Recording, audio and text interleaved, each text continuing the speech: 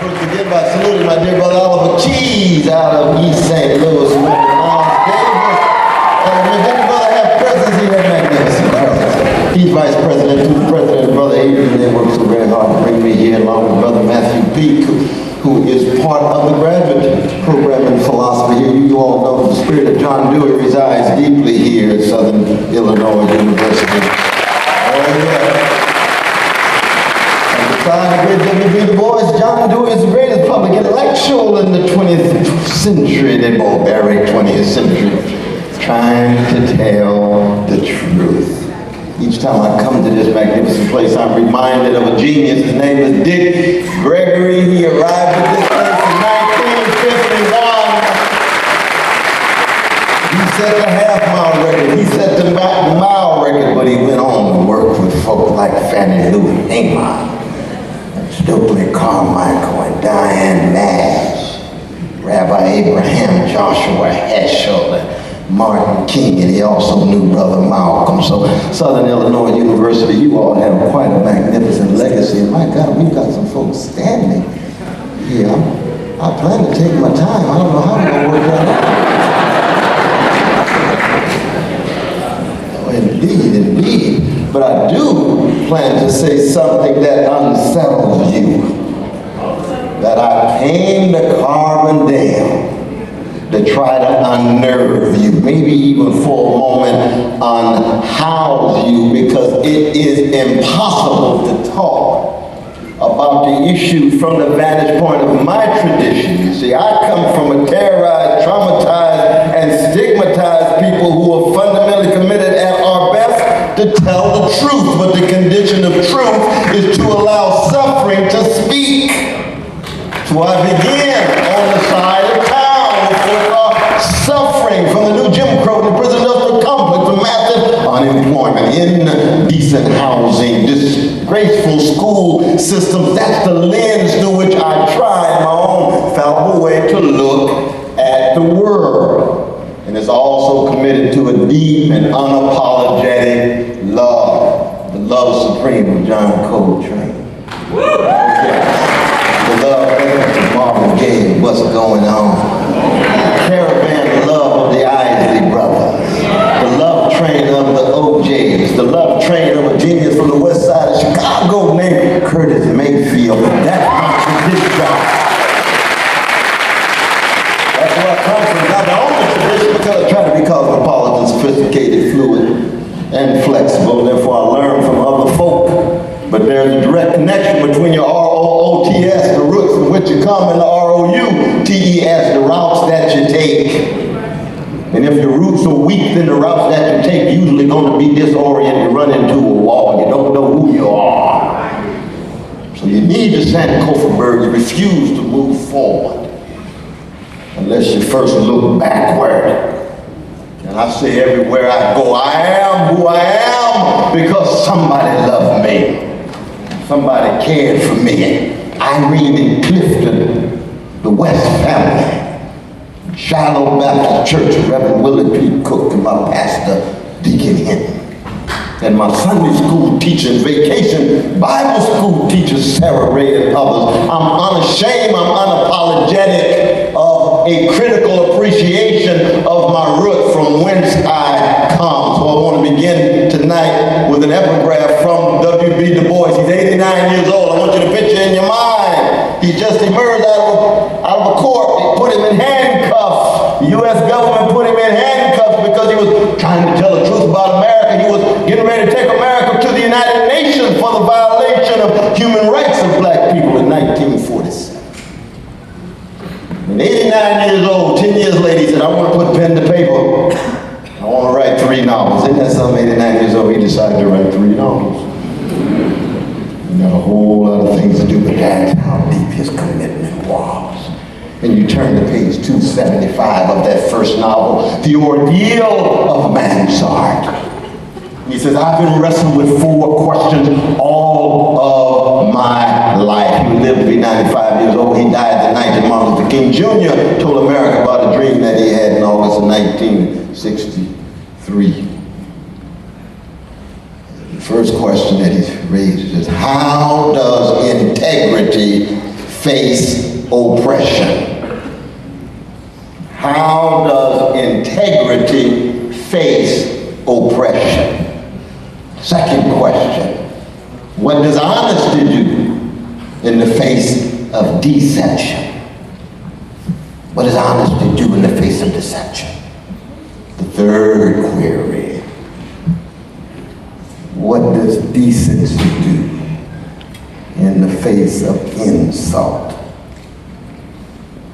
What does decency do in the face of insult?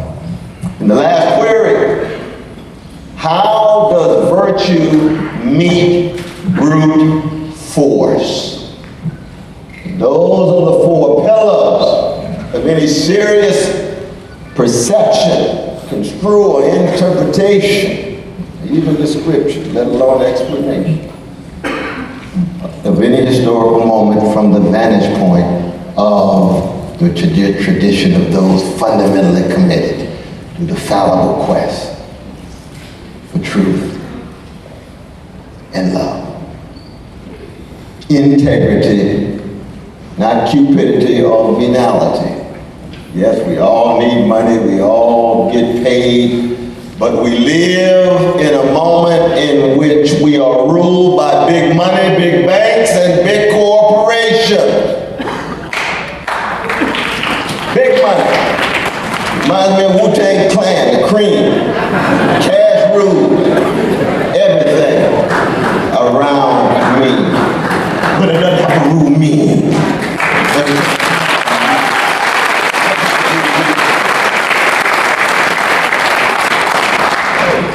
So easy to sell your soul for a mess of pottage. It's so easy to fit in. Believe that success is just about gaining access to material toys and becoming well-adjusted to injustice. And well-adapted to indifference, as long as you're doing well. As long as your individual project is flowering and flourishing. But how are things on the other side of town? Talking about breaking through the glass ceiling at the top. What about those locked into the basement? Integrity. Believing in fact that there's something grander than just a fleeting pleasure or a commodity or a possession. You go into some churches these days and you think that the kingdom of God has become a brand. Mega churches, but not a lot of mega courage. Not a lot of mega love. Not a lot of mega justice. Huge building funds, but a weak prison ministry. A weak youth ministry. We wonder why so many of our precious and priceless young brothers and sisters of all colors, but especially the chocolate ones, are so distant. Church, mosque, synagogue, temple, in secular form, trade union, social action, social motion, social momentum, social movement. No, they're caught into the market forces of titillation and stimulation. And of course, in the bubblegum music of so much of radio run by oligarchs who control recording, radio, and video is just body stimulation, not soul stirring.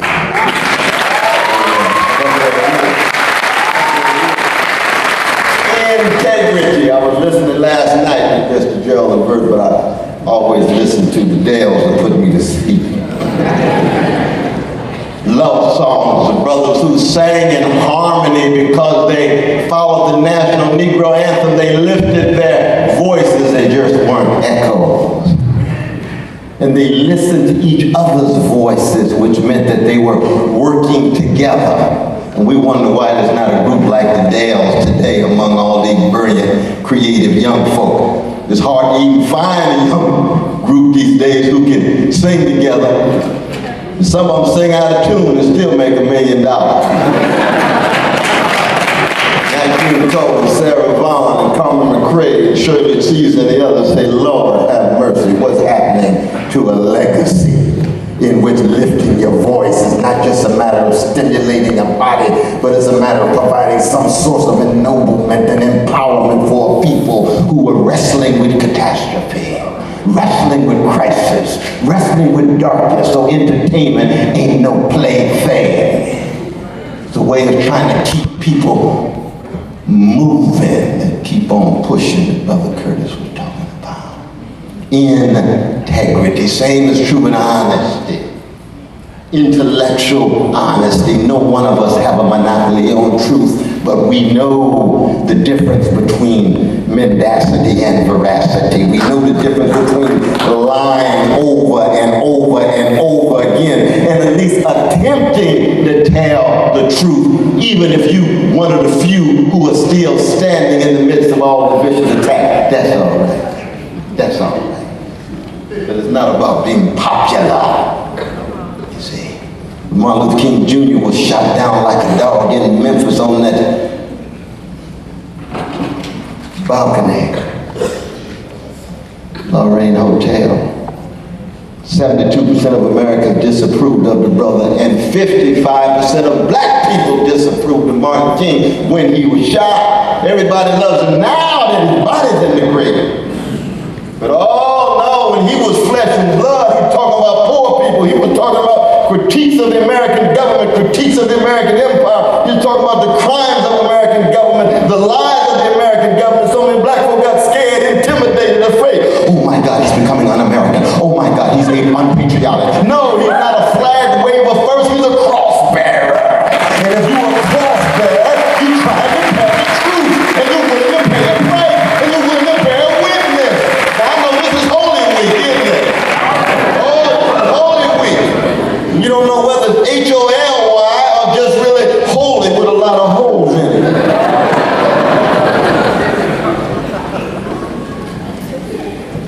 But in America, of course, we so obsessed with Easter. I'm driving around doing a Holy Week, and on Wednesday the church has got, he is risen, hadn't even been crucified yet. We all want to identify with a winner. We all want to identify with a winner. No, that Friday's about a cross. That Friday's about a Palestinian Jew who walked into Jerusalem and ran out the money changers, and the temples at that time represented Wall Street, Pentagon, State Department, Hollywood, and the White House. He ran them out. Why did he run them out? He ran them out because he said, all these poor folk over here who's suffering, they are just as precious as anybody else. And I start with them. I don't hate rich folk. I don't hate any country, but I'm for justice. And if the rich folk are being greedy and unaccountable and irresponsible, I'm going to raise my voice.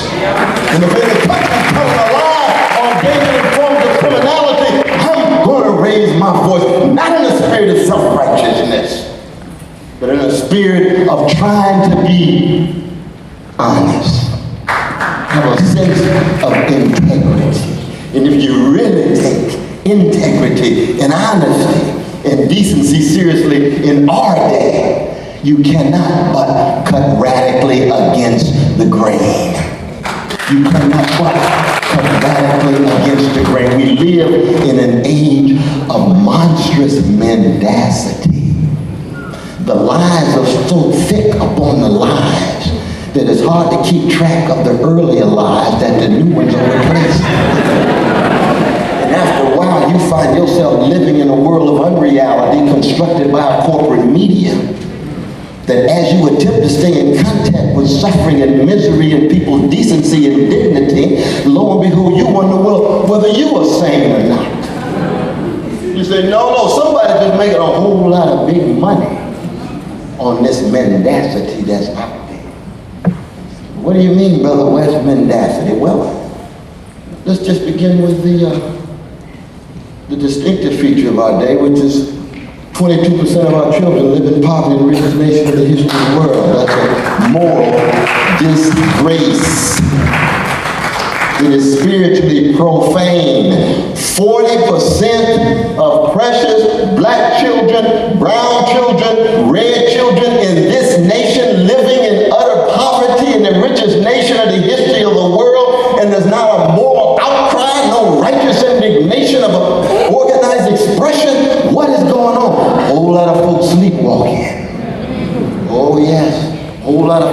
got so locked into accepting the present, suffering as the norm. We get to the word language from Wall Street, the new normal. What is the new normal?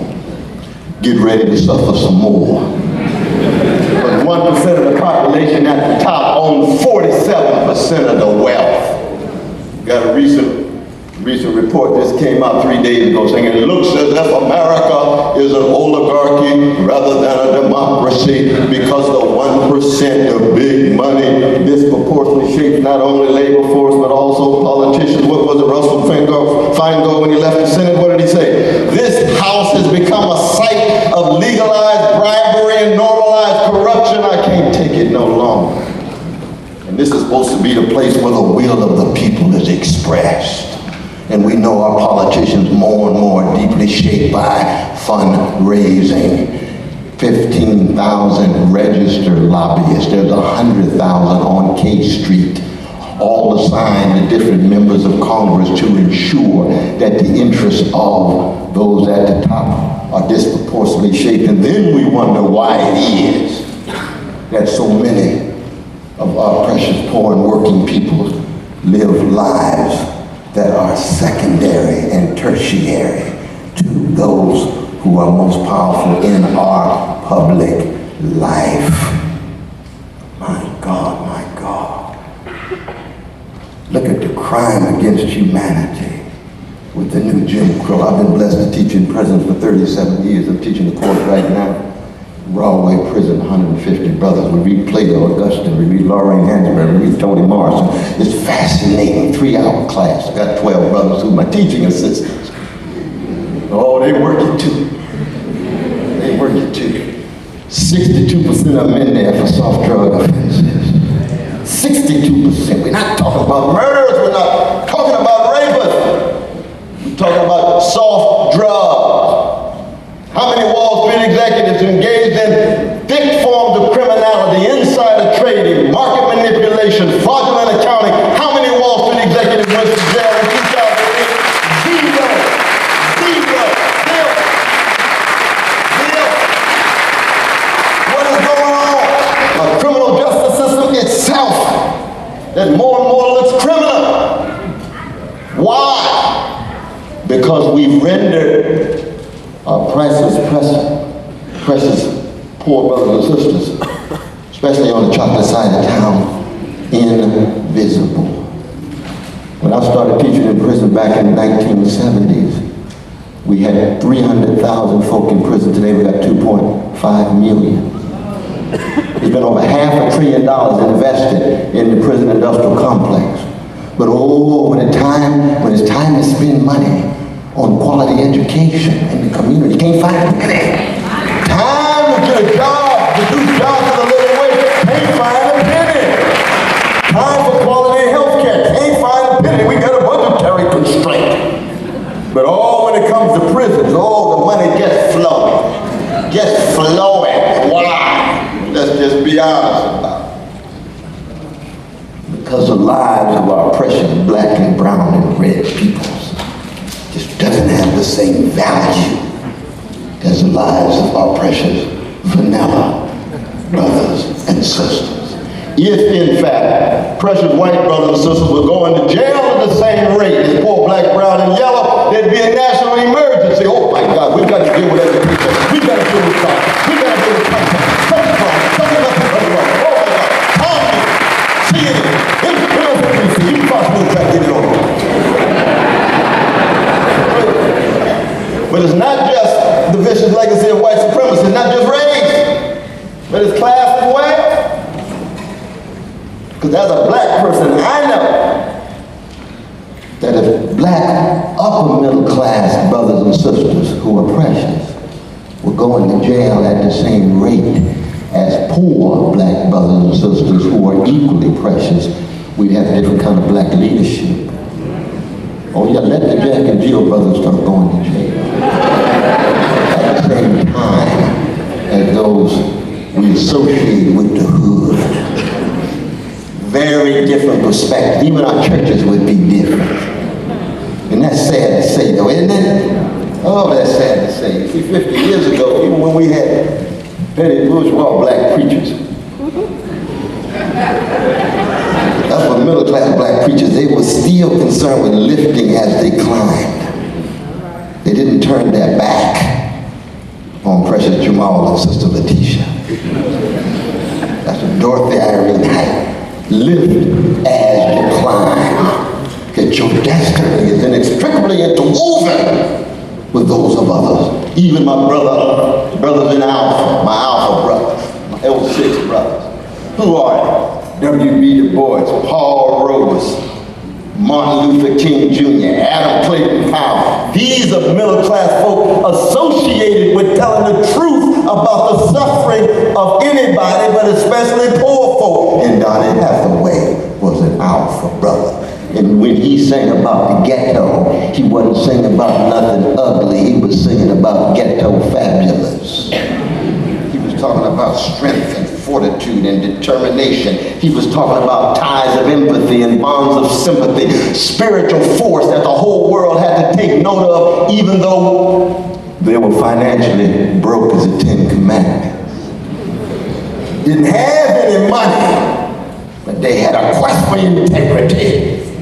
They were concerned about compassion. And they were told that last line, that wonderful introduction of the inimitable James Baldwin, the Notes of a Native Son, what did he say? All of my life I want to be what? A writer and a what? An honest man. So when they put me in the grave, they'll have to say something about my integrity and my honesty and my decency. He's wrestling with the Socratic question of what it means to be human. What does it mean to be a featherless, two-legged, linguistically conscious creature born between urine and feces, who emerges in what George Clinton calls the funk? And yet, your mama's womb, with all of that blood, and all of that stank, and all of that deep love that's real. And none of us would be here if it not for mama's love push that got us out. Oh yeah, keeping it real, keeping it real. No deodorized discourses here, no sanitized, sterilized discourses here. No, we keep it funky. Keep it funky is not just a song by a genius named James Brown. He's speaking out of a tradition that said you get beneath all the mendacity. Get beneath the hypocrisy in yourself as well as others. It's not a matter of finger pointing and name calling. Anybody born in America has already been shaped by legacies of white supremacy, male supremacy, already been shaped by anti-Semitism. We don't know of a Christian civilization that hasn't been in part shaped by anti-Semitic sensibility. That's why you gotta fight it every day. And these days it's anti-Arab too, it's anti-Muslim too. If you just follow the mainstream and the streamline and normalize your existence rather than become a nonconformist, these things are already inside of you. Already inside.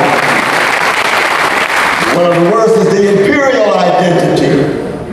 Where do we get this notion that a precious child who's killed by a U.S. drone that drops a bomb in Yemen or Somalia or Pakistan, but those precious children, they have exactly the same value as vanilla children in Newtown, Connecticut. Same value, same significance.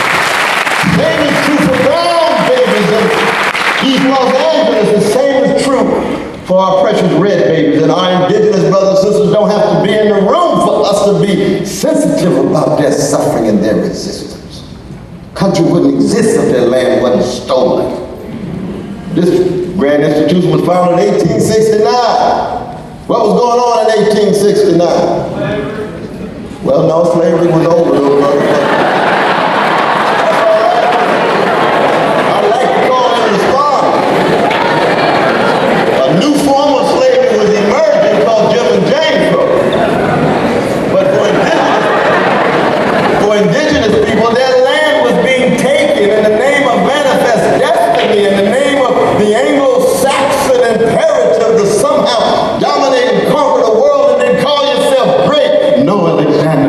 Great Alexander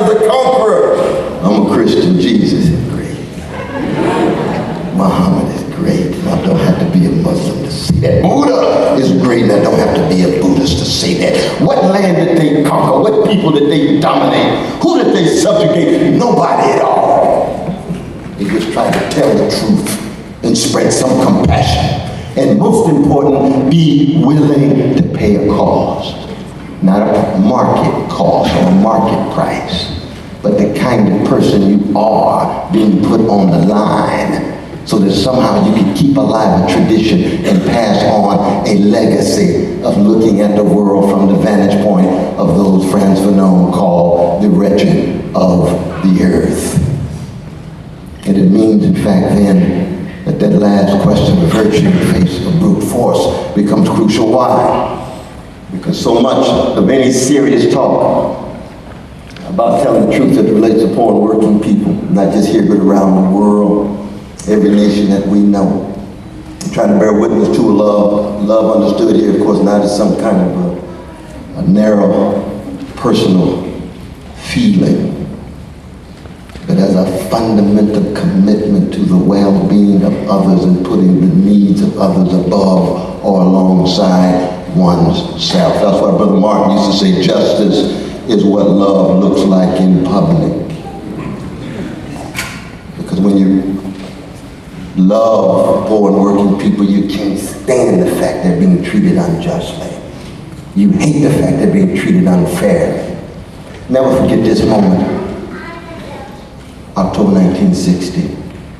You put Brother Martin in the paddy wagon in the dark with a German shepherd all by himself. They don't tell him where he's going.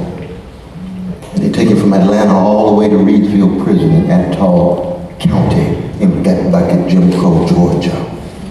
6 hours he's in that dark paddy wagon with the German shepherd. Doesn't know whether he'll be bitten, but the barking is incessant. Brother Andy Young told me when he emerged, it was just Brother Andy and Daddy King, his father. Martin was so disoriented, looked as if he was near a nervous breakdown. And the only thing that he could say, the only words that came from his lips, he said, "This is the cross we must bear for the suffering of our people." That's the kind of brother he was. He chose to be not God. He's not some deity, some isolated individual on a pantheon so that the TV cameras can come in and talk about how elevated he was. No, he was a fallen, fallible brother from the chocolate side who decided to hold on to integrity, honesty, and decency and virtue as long as he could. And thereby becomes not so much role model, but inspiration. Inspiration to whatever your own calling, not just your career, whatever your own vocation, not just your profession, whatever, especially among the young brothers and sisters of all colors here, what your life task is, not just the job you may end up getting. That deeper sense of what it means to be human. Echoes of line 38A of Plato's Apology. The unexamined life is not a life for the human.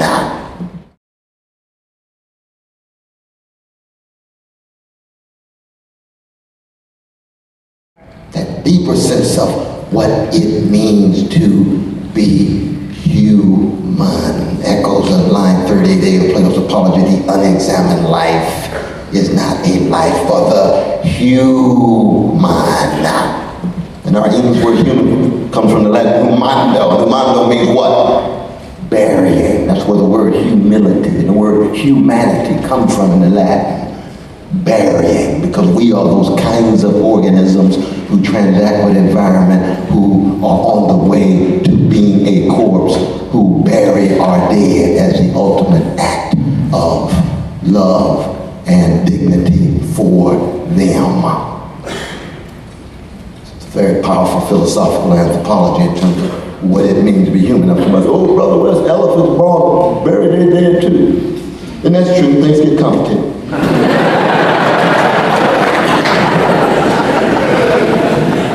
I've got close relations with elephants. Bury their dead and they walk around in a circle, holding, you all see it. And they moan moan and groan, just like folk. In my church tradition, well, we do it more eloquently than elephants, but the same response. It's a form of lamentation, of something that you feel deeply at a visceral level. You're never gonna see them in that form again, and their afterlife may in fact be manifest in your life if you have the courage to keep track of the best that they tried to bequeath to you. Whether that's going on in the head of an elephant, I don't know. But they sure feeling it. They're feeling it very, very deeply. When it comes to our present moments, Brother, what's this got to do with Brother Barack Obama? What's this got to do with the era after Barack Obama? Well, it has everything to do with it. Because these questions are perennial questions. Every generation has to be concerned about integrity, honesty, decency, and virtue. If I was giving this lecture in 1948, I'd be talking about what? We'd be talking about Hitler, thug, gangster, put down, Mussolini, push back, the American Empire now triumphant, but a Soviet Empire in place, but Jim Crow Senior in place. 2014, Jim Crow Jr. still operating, even with a black president. And sometimes making it easier to operate with a black president.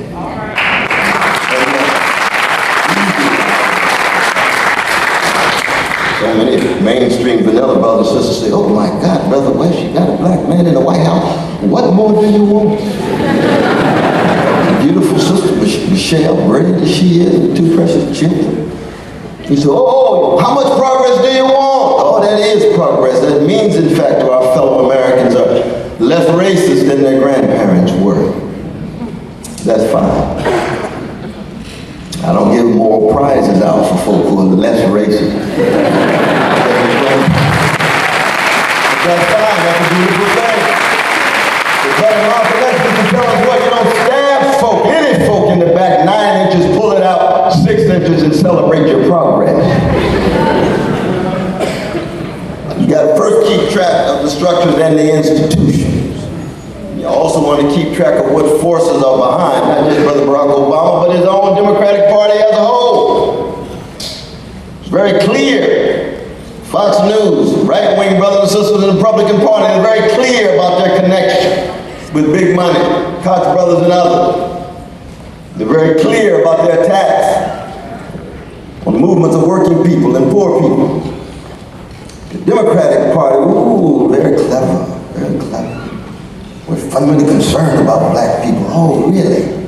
I see you just had a major discourse about black brothers catching hell, and how much money did the government give? Not a penny. Just $40 million every year for philanthropy and charity. No, black people, we're not a national charity case. We're looking for justice. Not looking for nothing special. We're looking for fairness.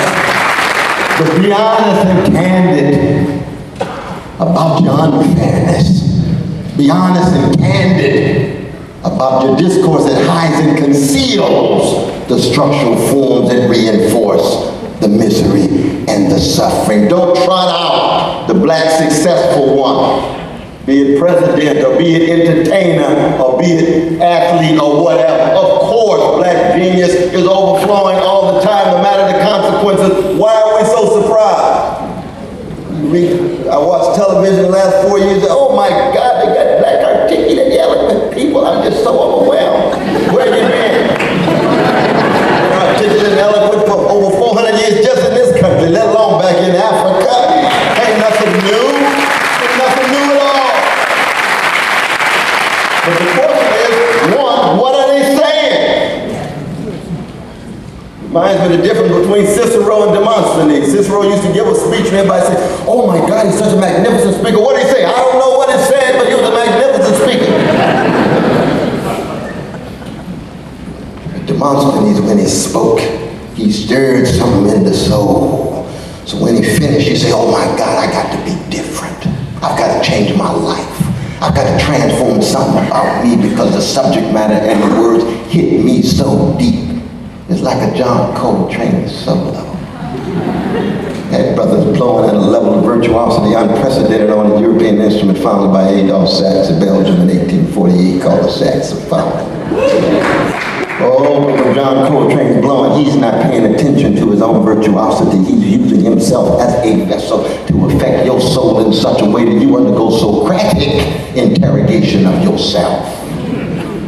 And you undergo some prophetic change in terms of trying to be a better person, more critical, more compassionate, and in the end more free, and one hopes more democratic, which is to say more tied to the life worlds of those who I still call everyday people, of those James Cleveland called ordinary people, their situation, their plight.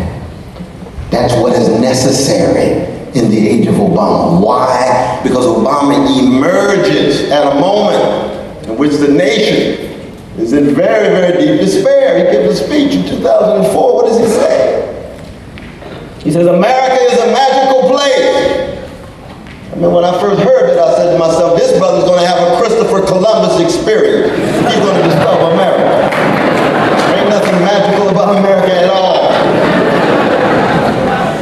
America is free and democratic to the degree to which every generation musters the courage and vision to keep it free and democratic. And if the generation has dominant tendency of cowardice and conformity and complacency, then you lose your democracy, you lose your freedom. That's not magic at all. That's labor. That's protestation. That's struggle. It sounds like a first generation immigrant. I understand the new immigrants hit the ground in America. Got here, can't wait to seize opportunity. Glad to be here. They come over to the black side of town. How come y'all not so glad to be here? You got some learning to do. We can help keep this place free and democratic, but after 244 years of vicious white supremacist slavery and over 91 years of American terrorism, every 2.5 days some black child, a woman, a man hanging from some tree that strange fruit that southern trees bear that Billie Holiday sang about with such power. And Brother Maripol, our dear Jewish brother Maripol, writing the lyrics of strange fruit. Did it give you a sense of why, yes, we're glad to be here, but we don't have the same skip that you have just getting off the plane. No matter what color you are. It could be from the Caribbean, that rich tradition. Jamaica, Barbados, Trinidad. Or you could be from India, rich tradition. My Indian brothers and sisters. Or you can be from Mexico, where just a few decades ago, Texas was Mexico. Some of them just figured I'm coming home. California was Mexico, New Mexico was Mexico. Moving borders, that's called imperial expansion. By means of force and war, the history makes a difference in informing what people do. But history never determines what we do. We still have choices, no matter what the context. Barack Obama chooses to connect himself with initially the legacy of Martin Luther King Jr. But when he chose Tim Geithner, right out of Wall Street, when he chose Larry Summers, the darling of Wall Street, when he chose Rahm Emanuel, son of both Wall Street and a lot of other things I won't get into it tonight, it was clear where he was tilted. He bailed out Wall Street, $787 billion, and then give $85 billion every month for 3 years with near zero interest rates for banks. What are the interest rates for students who try to pay fees? Oh, how can they take these students the way the banks are? Their destiny is more central, you would think, than those 6 major banks. The old brother West, you're coming down so hard on him, you're calling him? We are. This black extension of the oligarchs. I said, look, I'm just trying to tell the truth. He made a choice. He didn't bail out homeowners. He not bailing out Detroit right now, giving more money to Ukraine than Detroit. This very moment. The choices, we all make choices. These choices don't fundamentally exhaust our humanity. I say everywhere I go, I don't hate the brother. I hate anybody's deeds or actions that reflect the callousness toward the weak and the vulnerable. It's the widow and the stranger, the fatherless and motherless, that serve as a lens to which one looks at any society, any mayor, any governor, any president, no matter what color they are. Can you imagine having a black president in 1948 and not saying a mumbling word about Jim Crow Sr.? It took almost 6 years for this administration to say a mumbling word about Jim Crow Jr., the new Jim Crow, the prison industrial complex. We went through the administration in regard to juvenile delinquency. It has a different dynamic than the prisons. They said, oh no, it's too black. We'll be tarred by Fox News. I said, I don't give a damn about Fox News. They're gonna lie on you anyway. They think you a Muslim. They lying. He's a Christian. They think you're a socialist. They really lie. He's a neoliberal pro-capitalist. But I'm not concerned about what is black enough or white enough. I want to know whether you think it's right, is it moral, is it just? And if you think it's right and moral and just and you don't do it because you're afraid that Fox News is going to tar you, would associate you with black people, then I refuse to be silent. What is right? What is just in regard to these precious children? And that's just one small example. Look at the TPP and the Trans-Pacific Partnership reshaping the whole world in the image of corporations. Trying to fast track it so there's no dialogue at all. That's a tilt toward oligarchs. Look at the privatizing of education. Profiteers just salivating to make big money on public education worth $600 billion. Oh, but Brother West, the public educational system has failed. They got to do something. I understand that, but let's have a serious conversation, a robust critical reflection about it. But public education is the very means by which any democratic project attempts to recreate itself. John Dewey is right in the problems of the public. John Dewey is right in democracy and education. Show me a democracy that has an impoverished public educational system, and I'll show you a democracy that's losing its capacity to engage in public conversation about itself. And that means you're sliding down a slippery slope to social chaos, to oligarchic rule, to increased policing, increased prison. And then, of course, there's national surveillance, there's drones. And there's national security. American citizens can now be arrested without due process and be detained without due process and can be assassinated with no government accountability. 4 Americans are already assassinated. No government accountability at all. Now what does that mean? That means that the same Du Bois that I talked about, or Martin King or Fannie Lou Hamer, who are already under vicious FBI surveillance every day of their lives, they could be detained and they could be assassinated without any government accountability whatsoever. Martin Luther King Jr., 1963, makes direct contact with the ANC and Nelson Mandela. Nelson Mandela was viewed in the eyes, God bless Brother Nelson, we just lost him. Nelson Mandela was viewed in the eyes of the U.S. government as what? A terrorist. He was on the terrorist list until 2008. The ANC were terrorists. Martin King said, if he's a terrorist, then I am associated with a terrorist, which means under this present law, he can be detained without trial. And if he says I'm on intimate terms, he can even be assassinated without trial. Oh, we need a serious conversation, y'all, about what's been going on in the last few years. And 1% of the population got 95% of the income growth in the last 4 years. 1%! You say, well, what is going on? Well, it's those Republicans. Well, you're watching too much MSNBC. All Republicans voted for about that. But they're not ruling at the moment. They're the opposition party.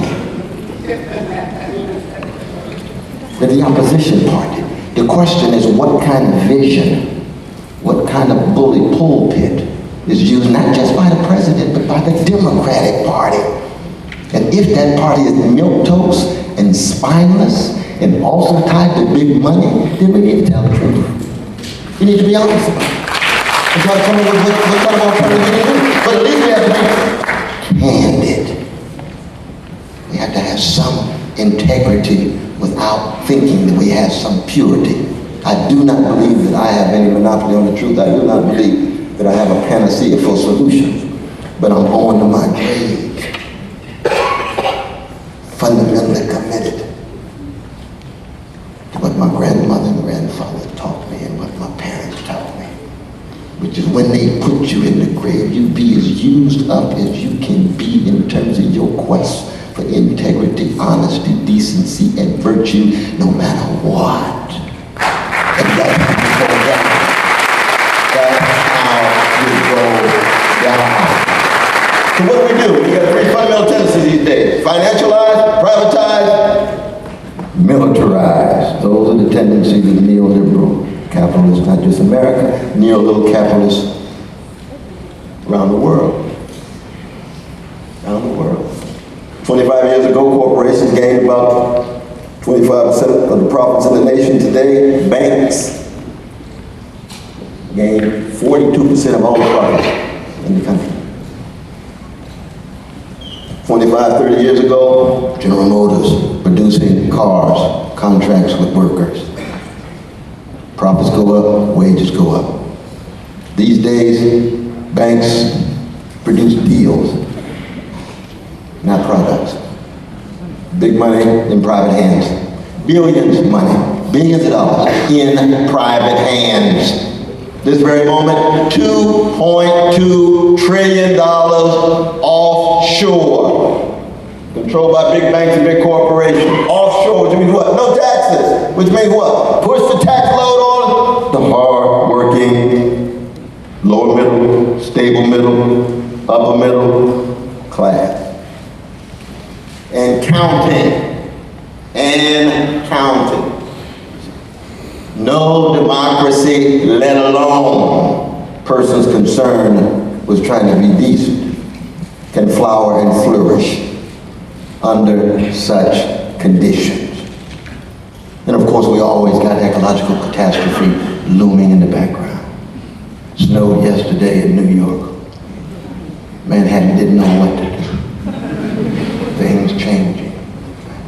Nuclear catastrophe, 17,300 nuclear warheads still pointed at each other this very moment. Russia and the United States with India, Pakistan, United Kingdom, and Israel, the only countries who have nuclear warheads. Now, of course, our Israeli brothers and sisters have never admitted it. And if you were to ask President Obama at a press conference, does brothers and sisters in Israel have nuclear weapons? Well, you have to ask them, so they have a doctrine of opacity. They can never publicly acknowledge. But I'm here to say they do. They do. Other countries hungry to get it. The world more dangerous every day. The first step, 50 years after those grand moments in the 1960s, struggles against poverty, struggles against racism and sexism, and later on ugly homophobia and so on and so forth. You see. What do? We begin first by trying to pierce through the thick forms of obfuscation. Corporate media can be characterized by a machine that generates massive weapons of distraction.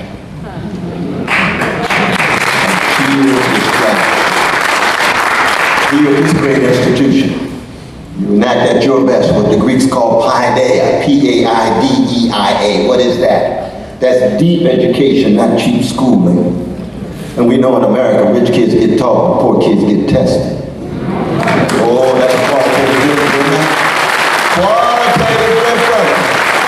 We want everybody to get taught. We want everybody to experience paideia, not cheap schooling.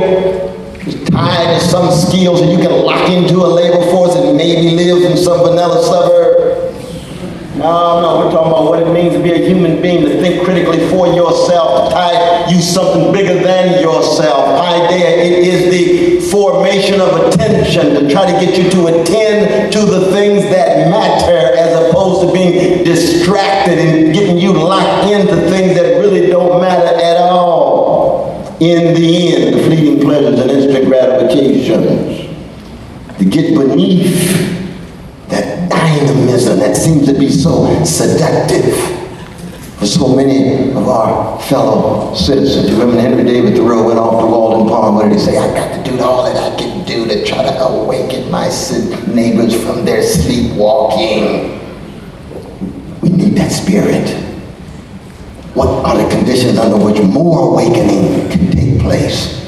And it's primarily first by voice, lifting voice, being tied to some network or organizations or structure that could be prophetic synagogues, prophetic mosques, prophetic churches.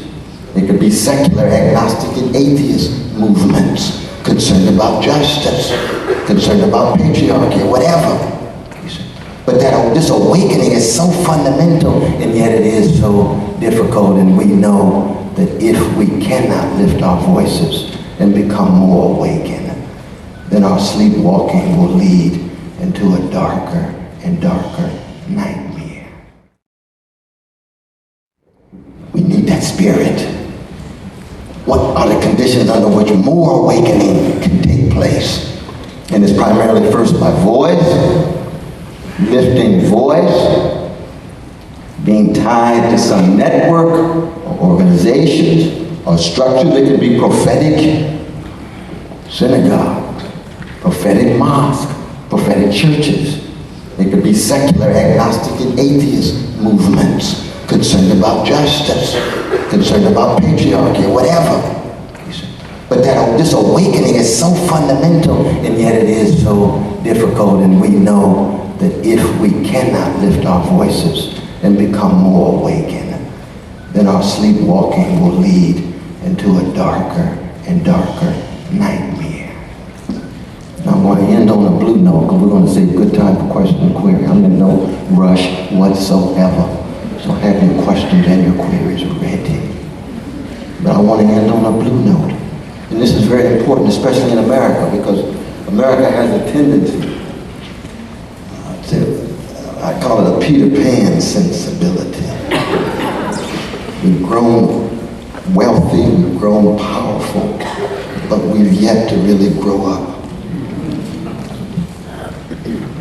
We've moved from a moment of perceived innocence at our beginning, which was a lie, more and more toward corruption, which is where we are now, without a mediating stage of maturity. Because we've been able to go so far with our big money. In these days, I hear among the young brothers and sisters of all colors, smart, like the greatest adjective you can describe smart. Oh, they're smart. I said to myself, I'm just not impressed by smart. Let phones be smart. You got to be wise.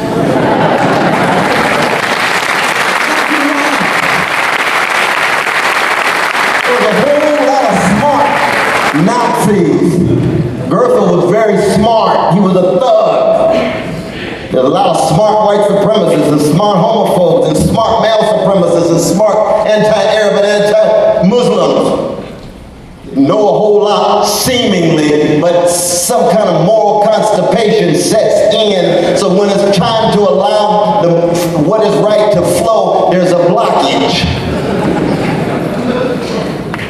Du Bois said it so well, and so is black folk. He said the worst thing that can ever happen to black folk, let alone America, is that America become a land of smartness and dollars. He said that in 1903. Woo, brother.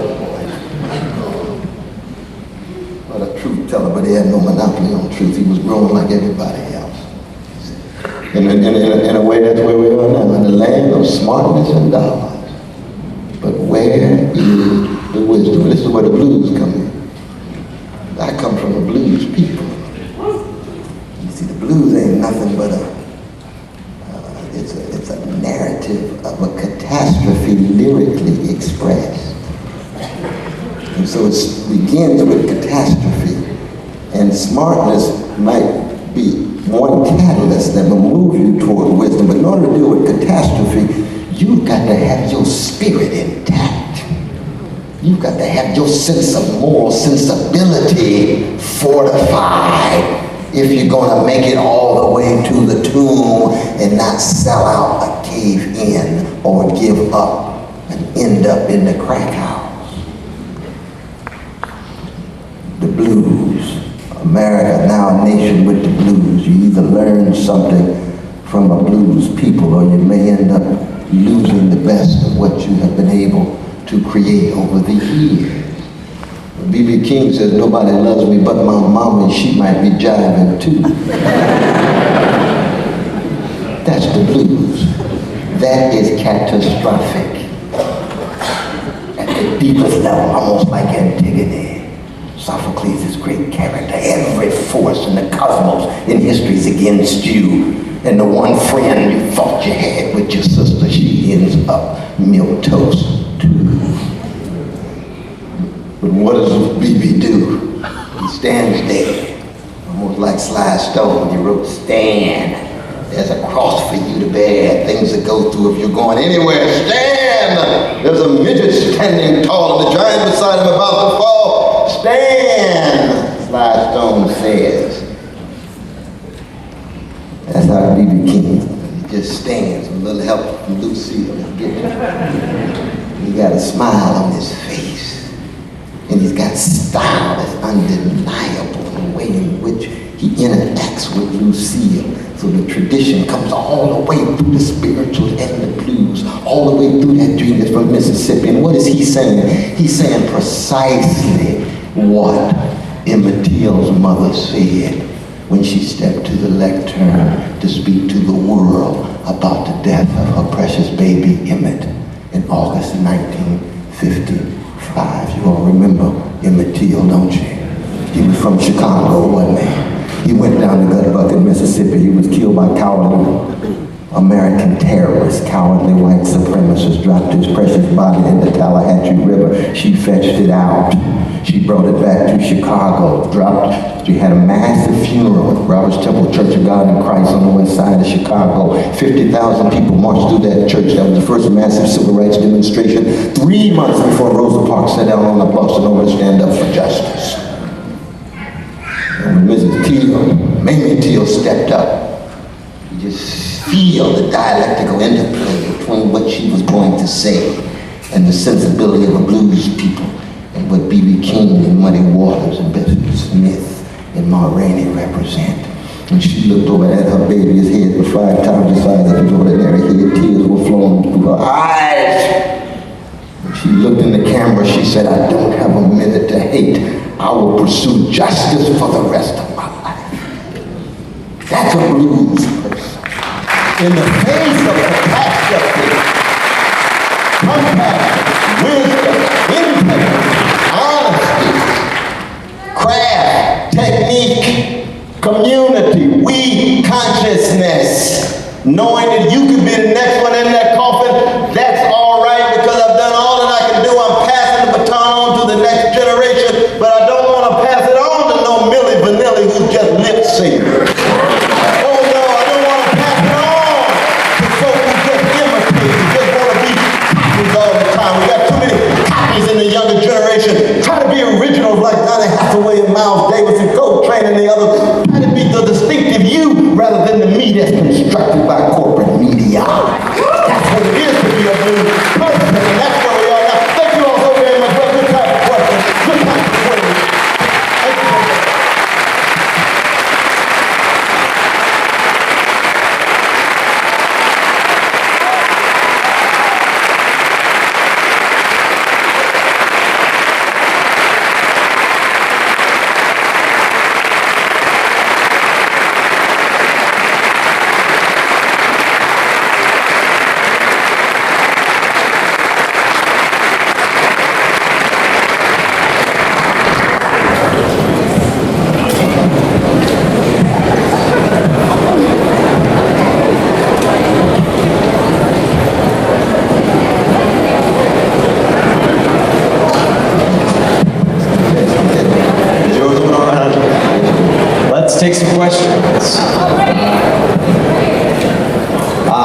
Alex and Jenna have microphones. If you can find Alex or Jenna and get on the mic. Jenna, you good? Alex, let them know where you are. Jenna? Alex right here. Jenna, you good? Okay. Check. Who's going to start? We got one right here. Right. Right here. Okay, so good to see you. How can the social economic status of African Americans in inner cities be improved, given the social disadvantages, legal legislation, and subculture values that are in place today? Yeah, I appreciate the question. Go ahead, the question in the back. You speak right into that microphone, my brother. How can the social economic status of African Americans in the inner cities be improved, given the social disadvantages, legal legislation, and subculture values that are in place? Yeah, I appreciate that question. I mean, one is I was suggesting that we have to make it a priority of not just the nation, but of the states, of the cities, and communities, to highlight those who are doing things that are making a difference. See, part of the problem is in the corporate media, anytime we have a discussion of poor folk or black people, you tend to accent the worst of our community rather than the best. Every community got best and worst, no matter what color. If we accented the best of what was going on, and by best, I'm not talking about these successful ones who are walking in mainstream context. I'm talking about ones in the community. Because the legacy that I'm talking about actually is quite manifest on local levels, but people don't know about them because the media misses them. The media is much more obsessed with the peacocks rather than the eagles. And the peacocks walking around, look at me, I'm fitting in. And the eagle is breaking loose and always looking low with style. With style. Now, part of the problem, as you know, in the black community is that we've lost so many of our black newspapers. Part of the monopolization of radio is we've lost independent black radio. I mean, Chicago still has it, thank God for Cliff Kelly and a few others.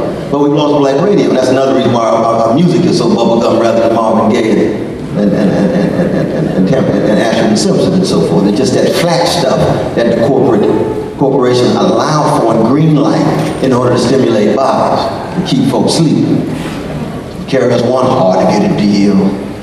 Talib Ali, more technique, Brother Ali, hard to get high visibility. These truth tellers are still out there. So that we have to accent those who are actually making a very significant positive difference on a very local level. I always accent the Dream Defenders, Brother Philip Harper, doing a wonderful, wonderful job. Same is true with Brother Barber, Reverend Dr. William Barber, North Carolina with Moral Mondays. The Color of Change, Brother Ali, some of the younger folk doing it. That's why I spend a lot of time with the positive brothers and sisters in hip-hop. We're trying to keep things alive. But the culture of superficial spectacle, that's part of the difference between Beyonce and Angie Stone.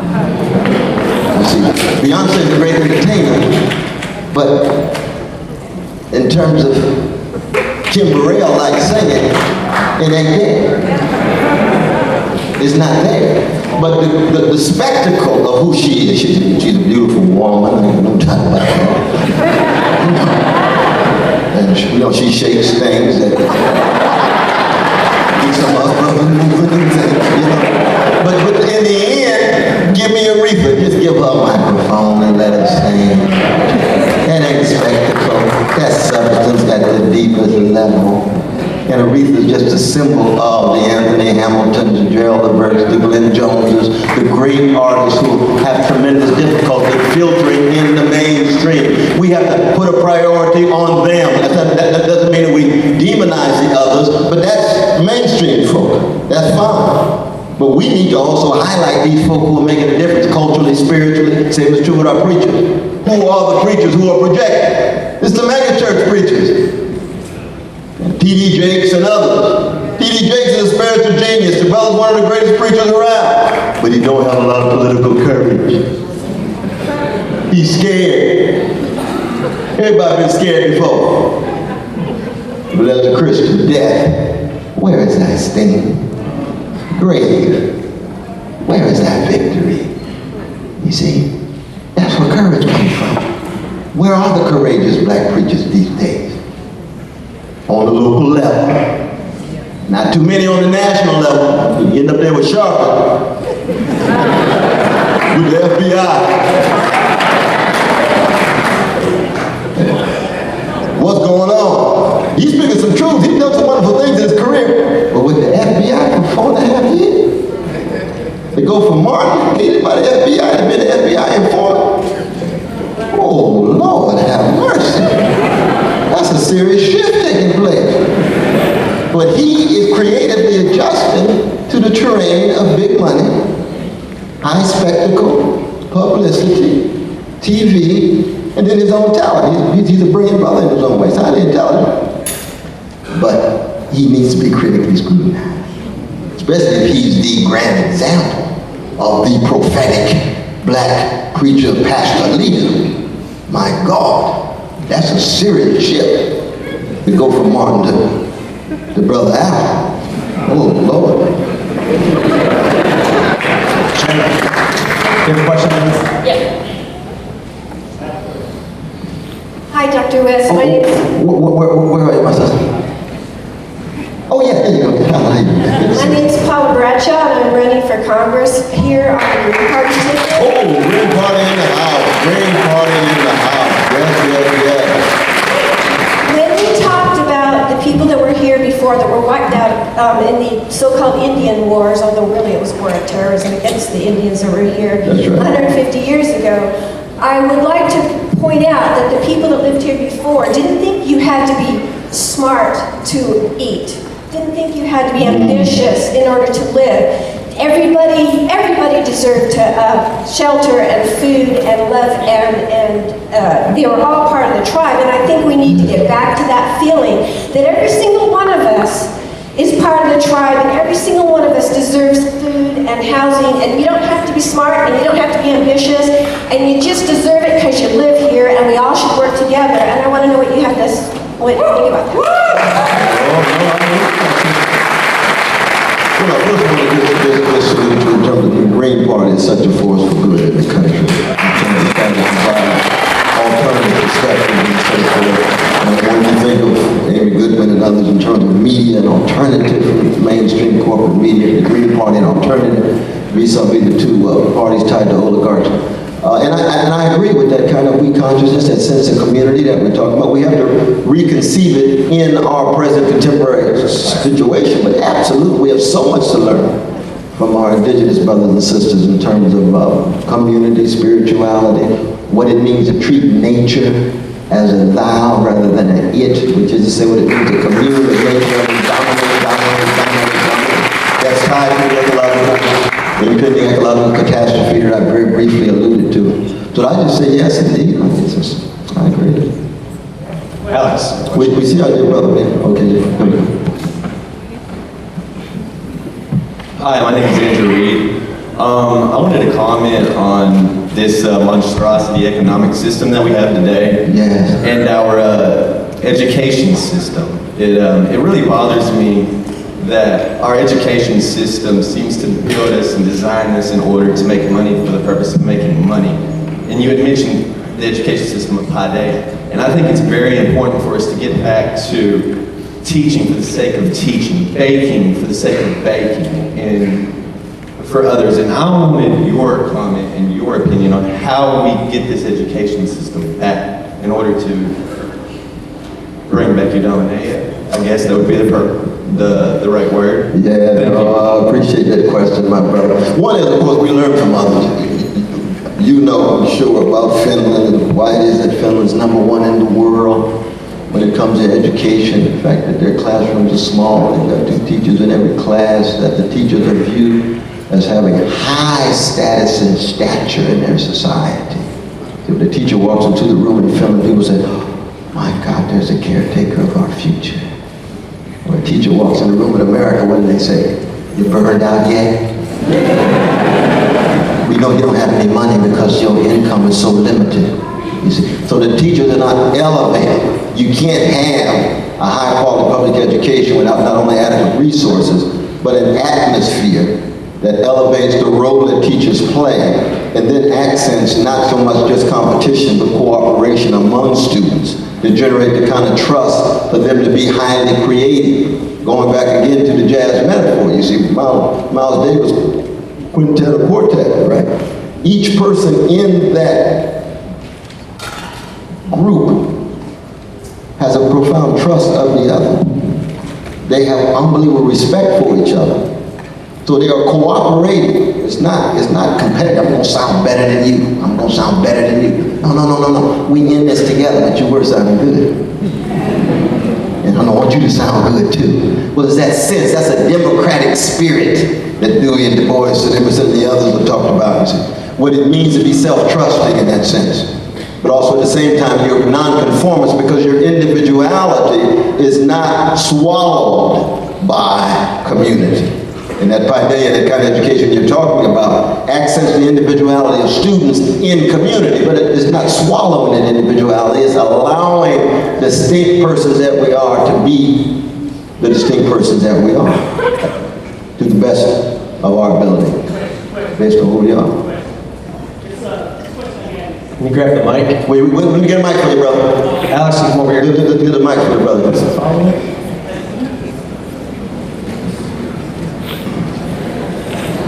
Appreciate it, Dr. West. Yes, so let's see. This question is an opinion Yes. I want from you, but I want it to be based on as much fact as you have. Sure. How has success for African Americans changed from when you were young, professional African Americans, from when you were young to how it is now? Oh, it's a wonderful question, my brother. Thank you. Wonderful question. And I'll use examples. All right. I'll use examples. Love examples. Exactly. Let us begin with one of the freest black men in the 20th century, Muhammad Ali. The only competitor would be a Richard Pryor, some folk you might know. Now, what was it about Muhammad Ali? Muhammad Ali was fundamentally committed to success. What? He said, I'm number one. He said he's number one. Nobody else in the world believed him. But Elijah Muhammad, Malcolm X, and a few others. Because I thought he was going to get crushed by Sunday Liston. I was praying for the brother. That was a cross-faith prayer. I'm praying to a Christian God that helped my Muslim brother out because Sunday going to kill him. I just knew he was. But he was so, he had mastered his craft and technique. Successful. But that generation, my generation, we never severed, we never disconnected being successful with being faithful to something bigger than us. So when Muhammad Ali gave up that belt at the peak of his career, what did he say? He said, this belt means little to me, given the love I have both for my people and for justice. And he said, Vietnamese, they never called me the N-word. But that was his own critique of the Vietnam War. 3.5 years, banned completely.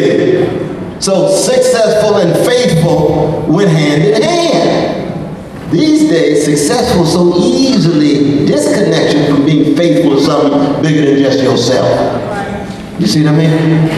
I'll give you another example. The Whispers, one of the greatest groups, rhythm and blues. And I highly encourage you all tonight to listen to some Whispers. You can begin with Chocolate Girl. The Whispers, Scotty, the twins, right? All of them pay each other the same, the whole career. When one of them went to jail, the one in jail got paid at the same level as the others who were performing. We consciousness, we in it together. Scotty could have gone and made his own single career. Let the others go, because he wasn't a singer. And then his twin brothers next. They said, no, we in this together. Now you try to do that today. Well, somebody's group. If you can find a group that sings in harmony.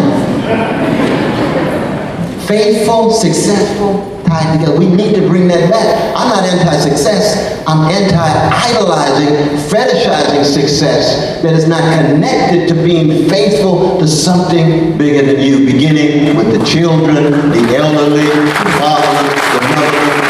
Thanks for that question. Up top, brother. Yeah, indeed. Thanks for that.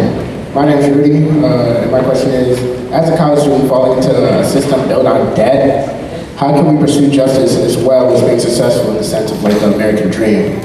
Oh yeah, that's one that I probably want to open it up to the group though, brother, because it's true. When I went to college, I was in debt. When I left, and I worked 2 jobs every day during those years I was in college, but I was nowhere near the level of debt that many of you will be.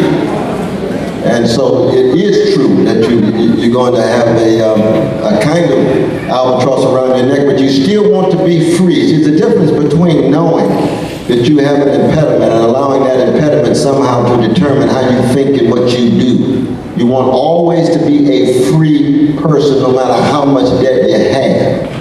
And in doing that, it means even when you get the job, you try to you negotiate in such a way you get a slice of it that you pay every month. You try to pay every month if you can so you don't get behind the way I did.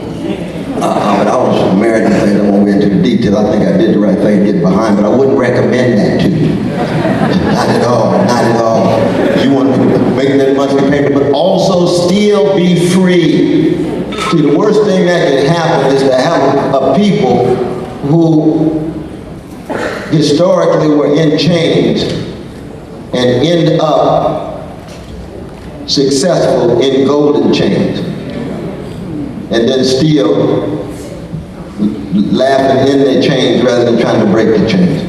Death is a certain kind of albatross and chain, but it never allow that chain to in any way dampen your fire. What about a death strike? Well, that would be beautiful if we had the organizational clout to do it. I'd be part of that in a minute. No, ain't no doubt about it. Very much so.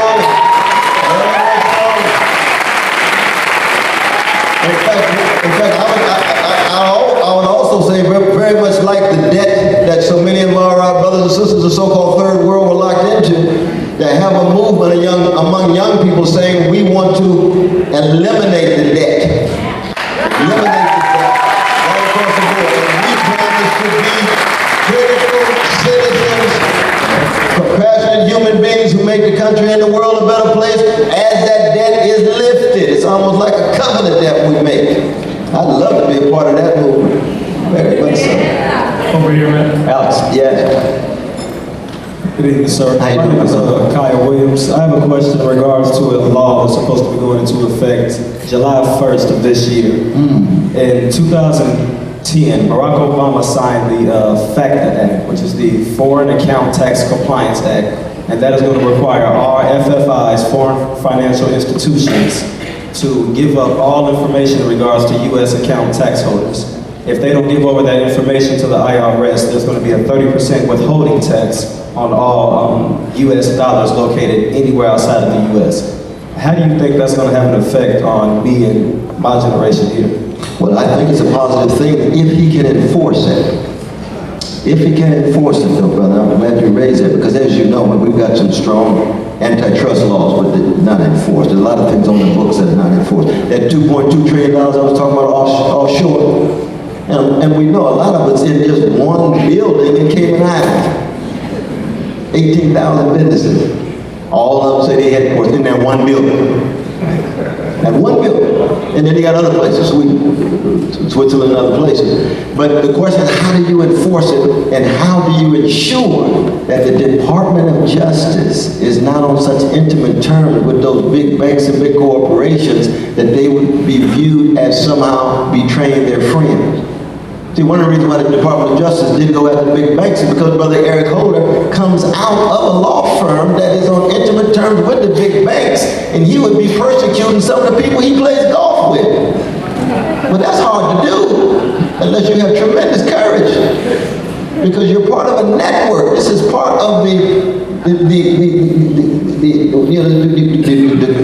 shifts that take place from public to private sector at the highest level. So I do, in fact, hope that that goes through. That means we have more resources available. But then the question would be, if we have more resources available, would that go to war and prison, or would that go to jobs, education, housing, and so forth? But I appreciate that query. Back up top.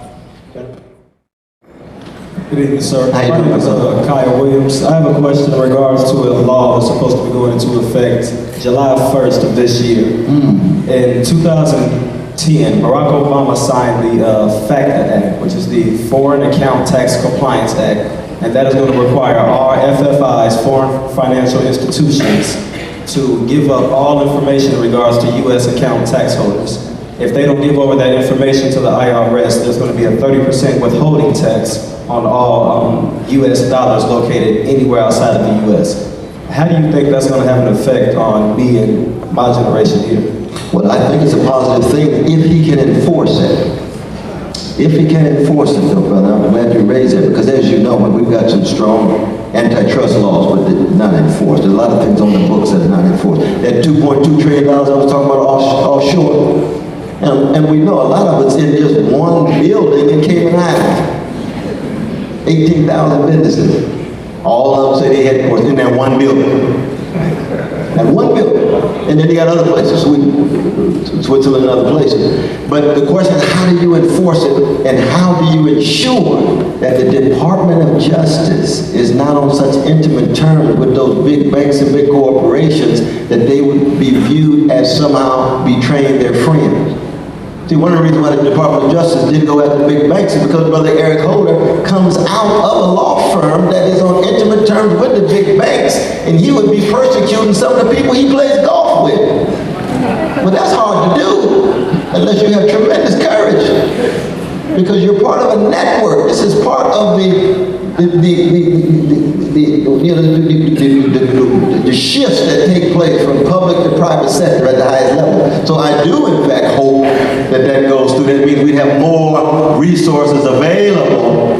But then the question would be, if we have more resources available, would that go to war and prison, or would that go to jobs, education, housing, and so forth? But I appreciate that question. Back up top. Jennifer? Yes, Brother West, I have a question for you. Yes. I'm sure you're probably aware that some of the more forward-looking labor unions in this country, like National Nurses United, and political organizations like the Green Party and many others, are fighting for this thing called a financial transactions tax, to try to reclaim some of that wealth that is being stolen from us by the financial sector and get them to pay a small percentage back to society so that we don't have to be scrounging around for student debt, and raises possibilities like free higher education like most civilized countries have. I'm wondering if you would comment on that, if you studied that issue, and what you think about the idea of a financial transactions tax or speculation sales tax. No, indeed, I'm glad you raised that issue, my brother, because I support it wholeheartedly. As you know, the real challenge for such a tax would be to ensure that the big banks or institutions with power in high places don't just pass on the price further down the line. Because even when, in fact, you have attempts to render them accountable, if they simply just raise prices for the everyday people still have to pay, we might have more resources in government, but the people are still paying a certain kind of price because they have just simply passed on the kind of money they should be spending. And in a certain sense, not coercively, but because consumers have no alternative. It's a kind of coercion of having to end up paying for that kind of financial transaction tax. But I support it wholeheartedly. And I think it's very important. I think in some ways the conversation around that particular kind of public policy will be as important as the policy itself, because people will see just how unfair things are. And it ricochets, and it takes the form of other kinds of critiques. The tax subsidies. Why is it that our conception of urban planning in America is build another stadium for a football team? Not a lot of talk about quality housing for poor and working people. Not a lot of talk about education. Why is it we can talk about casinos as a major source for education for children? Is that the last resort? Is that the only way in which we can have some commitment to our public life together? Those kind of issues will, I think, emerge even more tellingly as we have a debate about this financial transaction tax. But I like the idea. All right. Due to time constraints, this will have to be our last question. Oh, no, we can let it flow. We can let it flow.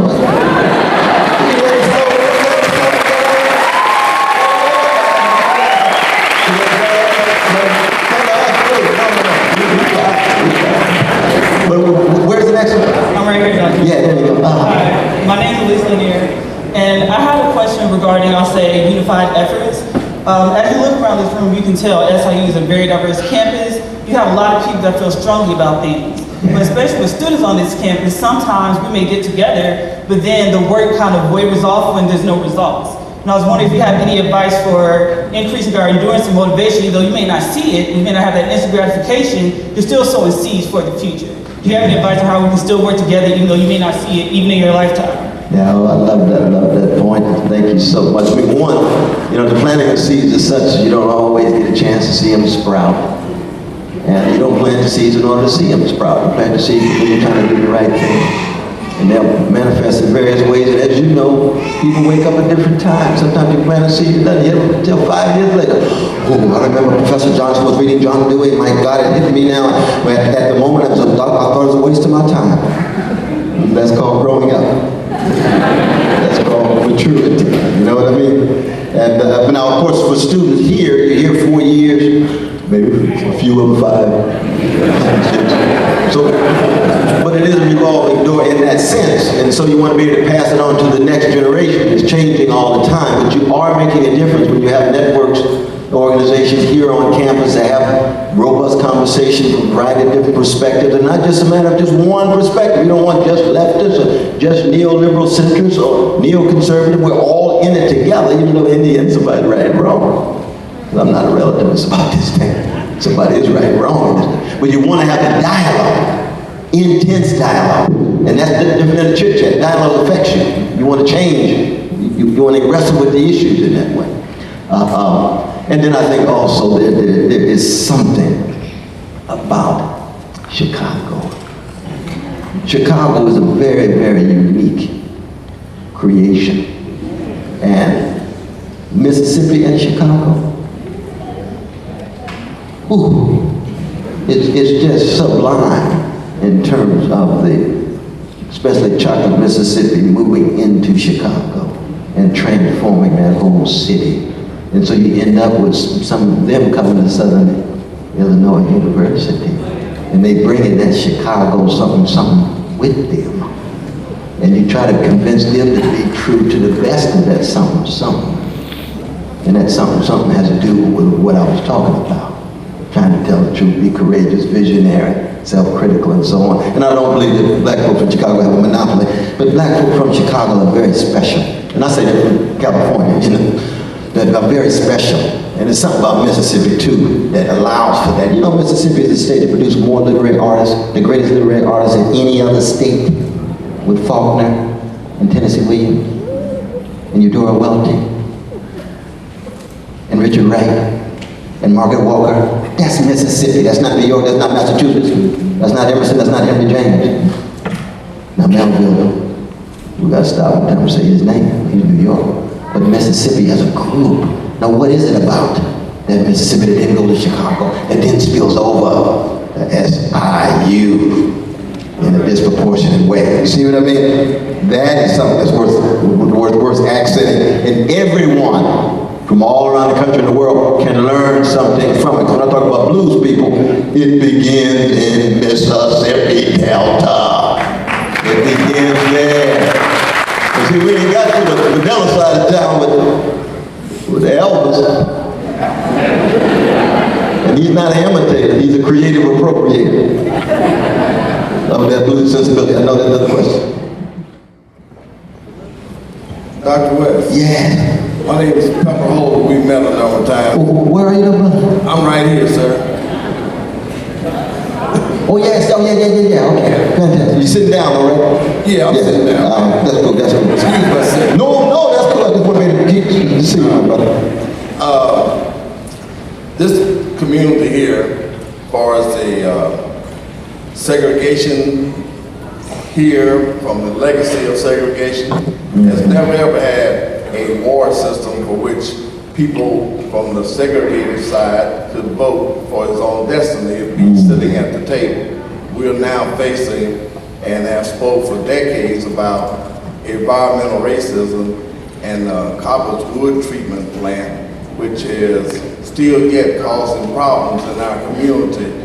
We have a great university here that's not using what I would call their third leg, coming and answering the problems of this contamination that we have lived under since 1901 to 1991. We need help, sir. Yes. No, indeed. Well, I do hear though, brother, that they got a new president now. So I think it would be nice for the community leaders to sit down with that, brother, and say we want a town-gown relationship. I will work on that, but I think this problem is so large. If you look at the situation here at Coppers and Carbondale, you'll find over 100 such places around the country. Oh, yeah. I mean, it's a very large problem. We need some powerful people to put voice to this. Definitely. I need to know more about that, though, brother. You could put some information in my hand or something. I would love to be more informed about this powerful point you're talking about, man. I will seek to get in touch with you through the people who brought you here. Well, let me just give you my phone number, though. You just write it down right now, my brother. Write it down, 212. Write it down, 122nd Street, Broadway, New York, 212-280. 212-280. 1481. Somebody write it down. You got it. 212-280-1481. No, but I would love to be informed of that, my brother. Definitely.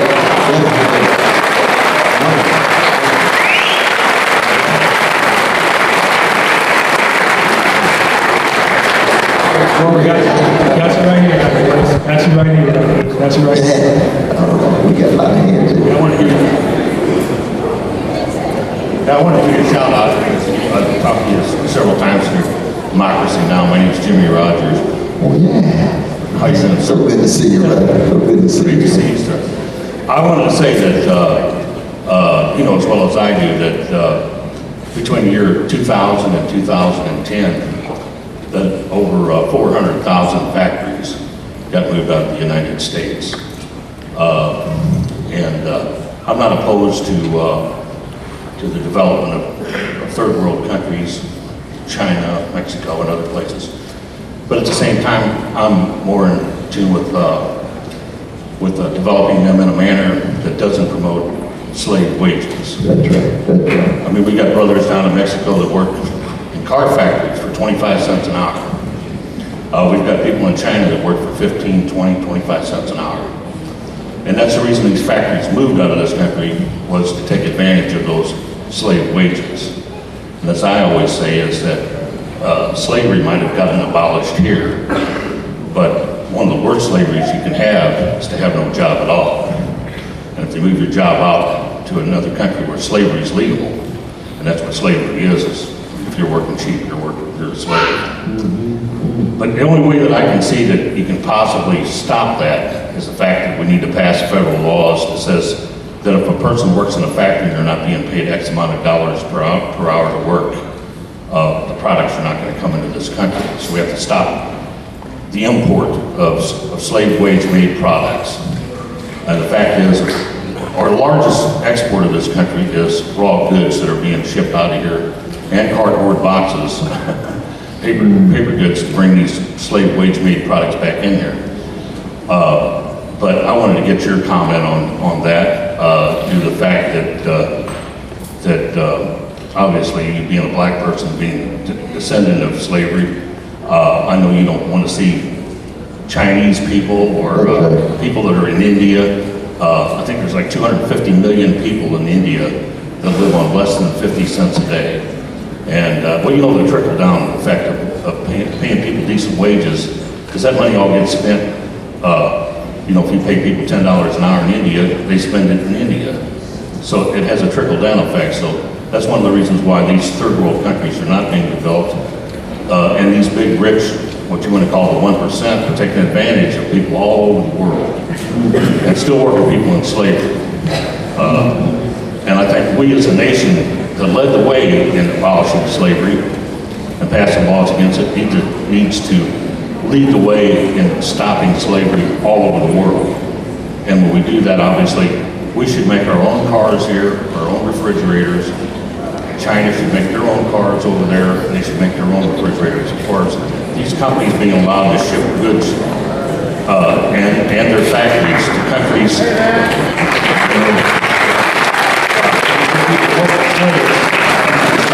No, I hear what you're saying. I hear what you're saying. I think you got a powerful point. I think the question is that when I made that reference to the TPP, the Trans-Pacific Partnership, you know what I was talking about, is NAFTA on steroids. And so you get the flow of capital at the top, but labor oftentimes gets locked in, and oftentimes it's not even a deep concern about environmental conditions. And now corporations have the right to actually contest government, so even nation states become secondary and tertiary in terms of what corporations want to do. This is what I meant by shaping the whole world in the image of corporate elites obsessed with not just profit, because 50 years ago they were obsessed with profit, but these days they're obsessed with short-term profit. They want it now. You see, under corporate capitalism, there was some concern about long-term, but the financialization of hyper-capitalism of our moment is short-term now. The shareholders think differently and so forth and so on, see. So that race to the bottom that you're talking about, cheap labor, cheap labor, cheap labor, labor needs to be radically called into question. One way of doing that is to have a serious debate around the TPP, what the Obama administration is trying to fast track without Congress having some kind of congressional discussion, let alone oversight over things. But that's just a step. Now, on the other hand, I do think you're going to have international trade. I don't think that you can ever have each country producing its own products. The question is whether that international trade is going to be fair. That's exactly right. I think the days of isolationism in terms of any nation being internally sufficient, that's long gone. Set of resources, absolutely. But I'm with you, my brother. So we have to go on top. Let's do one more before we get to our presentation. We have a gift for Dr. West. We're going to get to that too. Dr. West. Yes. As a young man, I'm trying to find myself spiritually. Yes. And so when you speak with so much soul. You know, and I just want to know how much of a religion, how much religion has an effect on you and what you do whenever you get up and you speak. Well, you're so kind, my brother. You're so very kind. No, I like what you're wearing too there. Sure. But no, I think that a lot of this has to do with trying to have the courage to be oneself. And I don't think religious people have a monopoly in that regard. For me, there's no doubt that my family in Shiloh Baptist Church has fundamentally shaped who I am. And that I've been a Christian since I was 7. I intend to be faithful unto death. And that's just the way I choose to live my life. But again, I know a lot of Christians who are gangsters, thugs. And I know a lot of atheists and agnostic brothers and sisters who are quite compassionate, magnificent human beings. I know Buddhists, Buddhists like Bell Hook. Hindus like Brother Gandhi, my God. Rabbi Abraham Joshua Heschel, one of the great prophetic figures of the 20th century, Judaic to the core by choice. And we can say the same thing. Look at Muslims. I can't even see with myself without Malcolm X. Malcolm X was a revolutionary Muslim to the core by choice. But he had love flowing, he had truth flowing. He had open-mindedness flowing. He wanted to interrogate himself. That's what I think is most important. And so in that sense, what you call soulful, we understand soul music as the sharing of a soothing sweetness in mind, body, heart, and soul against the backdrop of darkness, then all of us should be aspiring to be soul. You don't have to sing like Luther Vandross to be soulful. Du Bois didn't. Oh, he was a soulful brother because he made choices. And the same would be true on other sides of town. And not just in America, all around the world. Kafka was a soulful secular Jewish brother. And of course the greatest for me is Chekhov, Anton Chekhov. You can't get more soulful than Chekhov. Read Three Sisters this weekend. or watch it on television. And you see the blues in motion. You say, Chuck, where'd you get it? You from the Ukraine? That's right, because I had the same choices made about trying to hold on to my integrity, honesty, decency, and virtue and light of who I am based on my tradition. He was not a Christian at all, but he often went to church on Sunday. He would watch the Passion, he would watch the Eucharist, and he would say, it's too beautiful to be true. So he was moved by the love, but he couldn't accept the conclusion of the service. James Baldwin was the same way, right? Agnostic, left the church never really left him, but he was agnostic, soulful to the core. That makes a difference. That makes a big difference. Thanks so much for the question. Okay. Last question. Oh, the Trayvon Martin case. I'm still upset with that case. Yes, go right ahead.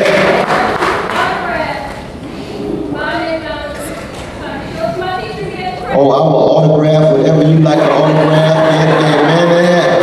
But let's say something about Brother Trayvon, because we got to keep in mind, now Trayvon is just the peak of an iceberg. Even 28 hours, some black brother is shot by the police or vigilante. That was true, Brother David. So these are not just isolated cases that the corporate media make you think, oh my God, we're going back to the moments of immaterial because we got somebody who's been murdered by a fellow citizen. This is happening continuously.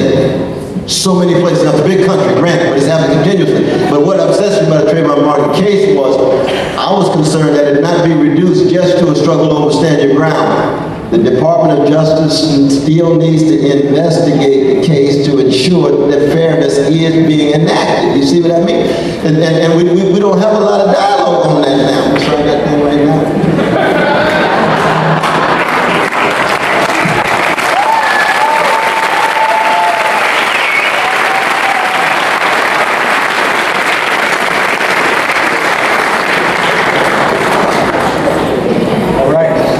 Thank you for your questions. We would now like to present Dr. West with a portrait proposed by Solomon Adufa.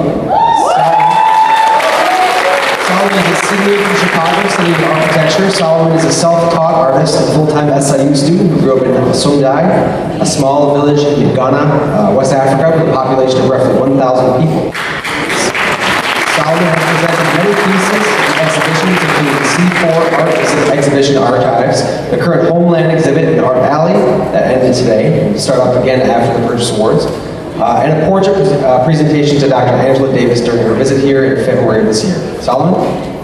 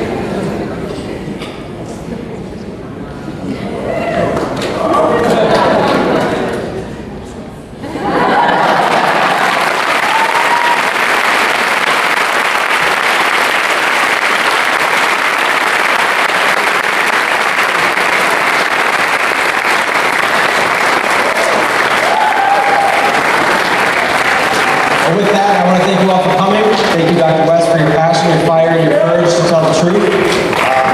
Please travel home safely.